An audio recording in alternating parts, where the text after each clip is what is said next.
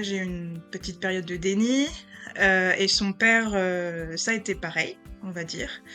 Heu, Moi, j'ai décidé de prendre, la situation à bras-le-corps et de me lancer de me lancer dans l'aventure médicale pour pouvoir l'aider à évoluer, et son père a préféré plutôt prendre du recul et se dire que les choses allaient se faire d'elles-mêmes, se faire toutes seules et qu'elle évoluerait, à son rythme.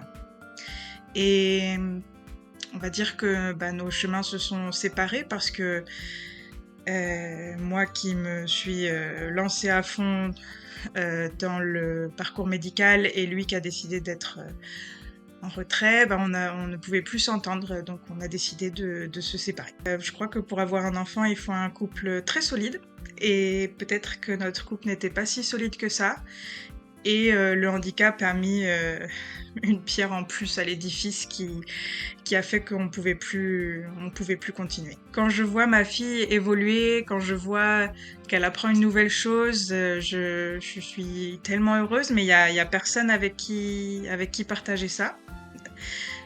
Après bon, j'envoie des messages à tout le monde, mais partager l'instant présent avec quelqu'un et être fier de notre fille en même temps, c'est quelque chose de pas possible, mais après je chéris beaucoup les moments, et c'est une grande fierté de l'avoir, avancé.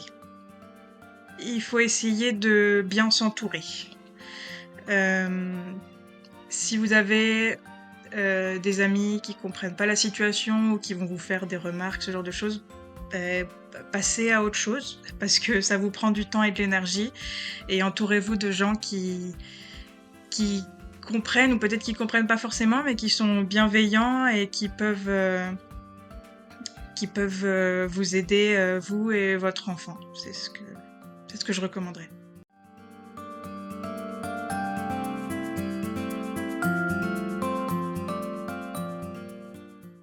L'accompagnement des familles monoparentales est essentiel. Quand on est en couple et qu'on accompagne son enfant en situation de handicap, c'est extrêmement difficile. Quand on est une famille monoparentale, c'est vraiment, vraiment très dur. Et donc, on essaie dans l'association d'accompagner les familles selon leurs besoins. On essaie de faire du sur-mesure, on essaie de faire un peu dans la dentelle, dans la mesure du possible, parce que nous avons une salariée, mais sinon, nous sommes tous bénévoles. Et cet accompagnement, déjà, il passe par un soutien moral. On a des psychologues exceptionnels, bénévoles dans l'association qui accompagnent nos familles. Et donc, ils vont plus accompagner, en tous les cas, selon le besoin et selon la demande également du parent, de la maman ou du papa monoparental. Et puis, on essaie d'accompagner, de conseiller dans les démarches associatives. Je pense à une famille où malheureusement, il y a eu un décès. Comment on a accompagné le parent qui était là dans les rencontres, par exemple, avec les enseignants, dans les dossiers MDPH.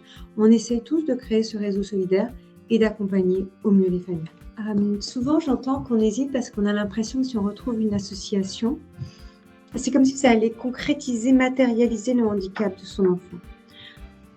Ça ne changera rien. La seule chose que ça va changer d'aller dans une association, c'est de rencontrer des gens, c'est ce qu'on entend souvent, avec lesquels on n'a pas besoin, des personnes avec lesquelles on n'a pas besoin de parler pour se comprendre parce qu'elles vivent la même chose.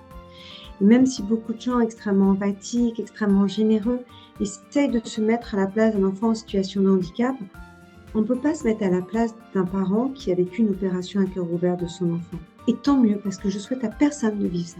Alors que quand on l'a vécu, on sait ce que c'est qu'avoir ce ventre noué, le fait de ne pas pouvoir respirer, les heures d'attente pendant les heures de l'opération, le soulagement quand on a l'appel pour nous dire que notre enfant est en salle de réveil. Mais c'est pas fini. La salle de réveil, il y a tout ce qui va se poursuivre après, et les jours après, et les mois après. Pouvoir se comprendre sans se parler, c'est important. Pouvoir se dire aussi les difficultés qu'on rencontre sans être jugé. Pouvoir dire à l'autre, j'en peux plus, je craque, je suis épuisée. Ou j'en ai marre parce que mon enfant a des crises d'anxiété et va me répéter 150 fois la même chose dans la même journée. C'est vrai que quand on le vit, on le comprend mieux. Retrouver une association, c'est ça. C'est ne pas avoir besoin de se parler pour se comprendre. C'est avoir de l'aide, des conseils, gagner du temps, énormément de temps et s'entraîner.